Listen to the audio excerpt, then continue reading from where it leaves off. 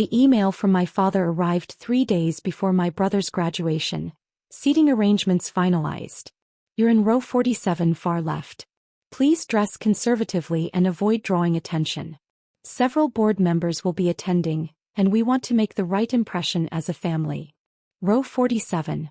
The last row of the auditorium, partially blocked by a pillar, where families seated relatives they'd rather hide. I called my older brother Daniel. I'm in the last row at your graduation? Look, Jordan, it's complicated. This is a big deal for me, summa cum laude economics degree from Stanford.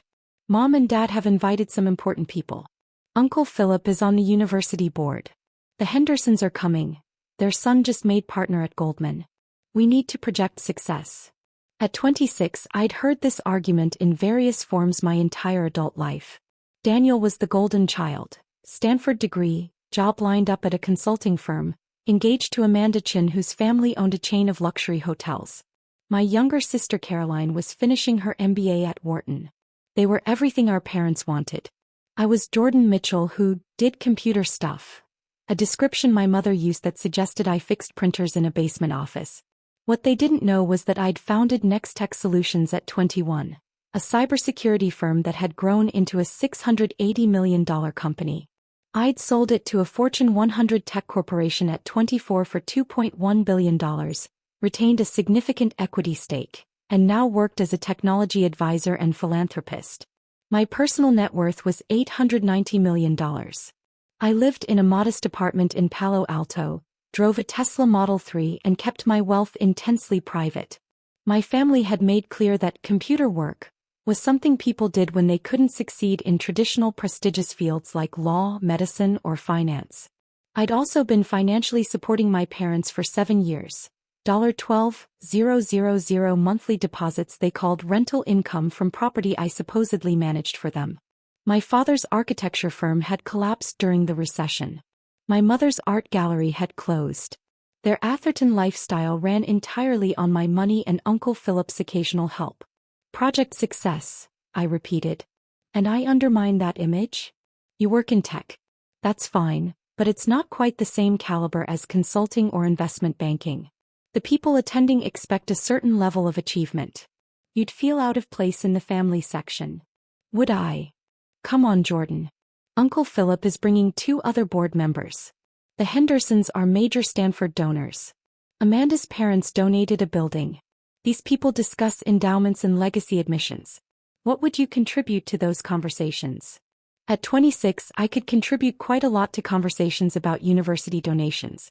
In fact, I'd been scheduled to contribute to exactly that conversation for the past 3 months. What Daniel didn't know was that Stanford's Dean of Engineering had contacted me 6 months ago about a major gift. After months of negotiations, I'd committed $150 million to establish the Mitchell Center for Cybersecurity Innovation, the largest single donation from an alumnus under 30 in Stanford's history. The announcement was scheduled for today's graduation ceremony. I was supposed to give a brief keynote address about technology innovation and education investment. I'd initially planned to decline the speaking invitation, not wanting to overshadow Daniel's day. But being relegated to the last row changed my perspective. I emailed Dean Richardson. I'll accept the keynote invitation. I can speak for 8 to 10 minutes on innovation and philanthropy. Confirm the timing in the ceremony. Her response came within 20 minutes. Wonderful. You'll speak right after my opening remarks before we begin conferring degrees. This is a historic moment for Stanford. Thank you for your extraordinary generosity. I didn't mention this to my family. Saturday morning arrived with perfect California weather. The graduation ceremony was held in Stanford Stadium, filled with thousands of graduates, families, and faculty. I arrived early wearing a tailored navy suit that had cost $4,000. Conservative, appropriate, nothing that would embarrass my family.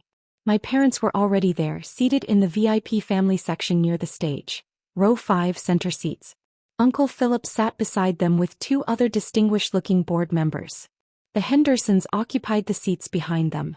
Everyone looked prosperous and proud. I made my way to row 47 far left, partially obstructed by a structural pillar. 3 other families sat nearby, looking equally confused about why they'd been placed in what was essentially stadium overflow seating. At 9:55 a.m. my phone buzzed. A text from my mother. Please don't wander around. Stay in your seat. We don't want people asking questions about family arrangements. I didn't respond. At 10 a.m. the ceremony began. The orchestra played, the graduates processed in, and Dean Richardson took the stage to enthusiastic applause. Welcome to Stanford's 133rd commencement ceremony, she began. Today we celebrate extraordinary academic achievement and the bright futures ahead for our graduates. She spoke about the graduating class, their accomplishments, the challenges they'd overcome. My parents sat in row 5, beaming with pride as she mentioned the summa cum laude graduates, Daniel among them. Before we begin conferring degrees, Dean Richardson continued, I want to take a moment to recognize an extraordinary contribution to Stanford's future. Higher education is built on the generosity of alumni who remember the transformative power of their education and choose to invest in the next generation. My mother leaned forward slightly, probably hoping Uncle Philip would be recognized for his board service.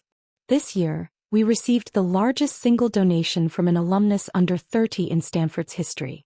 A commitment of $150 million to establish the Mitchell Center for Cybersecurity Innovation. Uncle Philip's expression shifted to surprise. My father was checking the program, confused. This gift will fund cutting-edge research, provide scholarships for students from underserved communities, and position Stanford as the global leader in cybersecurity education. The donor is a Stanford alumnus who graduated 8 years ago, founded a cybersecurity company at 21, and built it into a billion-dollar enterprise before most of his classmates had paid off their student loans. My mother's face had gone pale. Daniel was frantically flipping through his program. He's here today to celebrate his brother's graduation, and he's graciously agreed to say a few words about innovation, education, and giving back. Please join me in welcoming the founder of Next Tech Solutions and Stanford's newest major benefactor, Jordan Mitchell. The silence in row 5 was visible even from row 47. My father's mouth hung open. Uncle Philip had turned to stare at my parents. The Hendersons looked confused. I stood from the last row and began walking toward the stage. Thousands of eyes followed my progress from the hidden back corner of the stadium down to the center platform. The walk seemed to take forever. Dean Richardson greeted me warmly at the podium, shaking my hand and whispering, "Thank you for everything you're making possible." I took the microphone and looked out at 10,000 people. My family sat frozen in row 5, their carefully constructed image crumbling in real time. Thank you, Dean Richardson. When I graduated from Stanford 8 years ago, I had a computer science degree, $40,000 in student debt, and an idea for a cybersecurity platform. I didn't have connections or family wealth or a prestigious job lined up. What I had was an education that taught me to think critically and solve complex problems. I could see my mother gripping my father's arm. Daniel had gone completely white. I built Next Tech Solutions in a small apartment, working 18-hour days, failing repeatedly, learning from every mistake. The company grew because Stanford taught me not just technical skills but how to innovate, adapt, and persist. That education was worth far more than the debt it cost. Several graduates nodded in recognition. Parents were leaning forward, engaged. 5 years after graduation, I sold Nextech for $2.1 billion. People asked what I'd do with that money. Retire early, buy expensive things, live a flashy lifestyle. Instead, I chose to invest in what created that opportunity in the first place: education. I paused, looking directly at row 5. The Mitchell Center for Cybersecurity Innovation will provide full scholarships for students who have the talent but not the financial resources. It will fund research that protects people's digital lives. It will prove that transformative innovation comes from investing in potential, not just privilege. The applause was building. Dean Richardson was beaming. I'm sharing this because I want today's graduates to understand something. Success isn't measured by who sits in the front row at your graduation. It's measured by the problems you solve, the lives you improve, and what you do with your opportunities when nobody is watching. My father had buried his face in his hands. Uncle Philip was staring at me like he'd never seen me before. To the graduating class, you've earned your degrees through hard work and dedication. What you do next matters more than any ceremony or title. Build things that matter. Solve problems that need solving. And if you're fortunate enough to succeed, remember where you came from. I stepped back from the podium. The applause was thunderous. Graduates on their feet, faculty clapping, families cheering. I caught Dean Richardson's eye and she mouthed, "Thank you." As I left the stage, instead of returning to row 47, I was directed to row 1, reserved seating for honored guests and major donors. I sat beside the university president and the chair of the board of trustees, 3 rows in front of my family. I could feel their eyes on my back. Could hear the whispered conversations around them as people put together that the major donor was the son they'd hidden in the last row. The ceremony continued, degrees conferred, names called, graduates crossing the stage. When Daniel's name was announced, he walked up to receive his diploma, his moment of glory overshadowed by the revelation that his younger brother, the one seated in row 47, had just donated $150 million to the university. After the ceremony, the chaos began. Dean Richardson introduced me to board members, faculty, and major donors. The president of Stanford spent 10 minutes thanking me personally for the gift. 3 other alumni approached about technology partnerships and investment opportunities. My family stood 20 feet away, surrounded by their invited guests, all of whom were now staring at me and asking questions my parents couldn't answer. Finally, my father approached. "Jordan, we need to talk. Privately." "I don't think so, Dad. You have important guests to impress." "I wouldn't want to complicate that image." "You should have told us. How are we supposed to know you'd sold your company for billions? You live in a regular apartment. You drive a Tesla. I told you about the sale 3 years ago. I sent you the Wall Street Journal article. You responded, 'That's nice,' and asked if I was dating anyone." My mother appeared, mascara running. "Jordan, please. Everyone is asking questions. They want to know why we never mentioned your donation. The Hendersons are confused. Uncle Philip is furious we didn't tell him." "Tell him what?"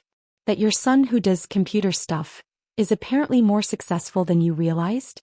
That the family member you hid in the last row donated more money than everyone in row 5 combined."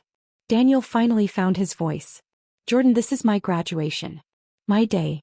Why would you announce a major donation today? This was supposed to be about me. I didn't choose the timing. Stanford did.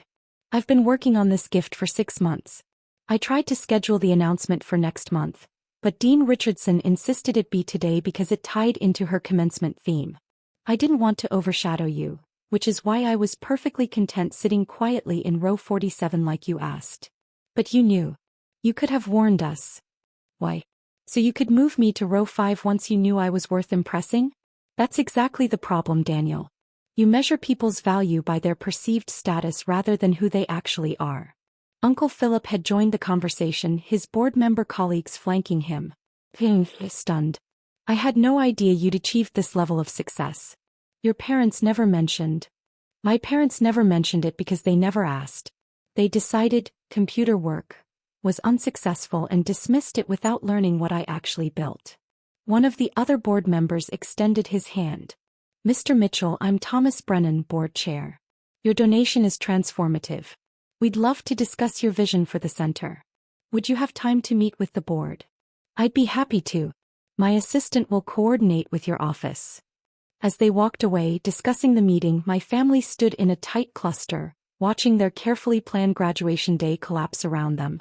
Amanda, Daniel's fiancée, spoke quietly. "Daniel, your brother just donated $150 million to Stanford. My parents donated $10 million for a building and they're on every university mailing list. How did we not know about this?" "We didn't know because Jordan never told us." Daniel protested. "I told you repeatedly," I said calmly. "You weren't listening." By Sunday morning, the news had spread everywhere. Every major outlet covered Stanford's historic donation. 26-year-old tech entrepreneur gives $150 million. Photos from the ceremony showed me speaking at the podium while my family sat in shock. My phone had 312 missed calls from family members. My mother left 19 voicemails, each more desperate. Uncle Philip sent a formal email apologizing for not recognizing my achievements sooner. The most telling message came from my father. Several of my former architecture clients saw the news and are asking why I never mentioned my son's success. "This is professionally embarrassing. We need to discuss how to manage this narrative." I didn't respond to any of them. The $12,000 monthly deposit stopped immediately. The Atherton lifestyle they'd built while hiding me in back rows? That became unsustainable within weeks. They sold the house and moved to a smaller place in Mountain View. Daniel's consulting job started awkwardly. Colleagues kept asking why he'd never mentioned his brother founded Nextech. Amanda's parents were confused about why the Mitchells had hidden such an accomplished family member. 6 months later, the Mitchell Center for Cybersecurity Innovation broke ground. Dean Richardson invited me to speak at the groundbreaking ceremony. My family wasn't invited, not by me, by Stanford, which had learned the story of the last row seating arrangement. My family learned that achievement isn't measured by where you sit at graduation or who you impress with carefully curated images. It's measured by what you build, what you create, and what you choose to do when success finds you. They'd hidden me in the last row because I didn't fit their image of success. They were right. I didn't fit their image. I exceeded it by every measure that actually mattered.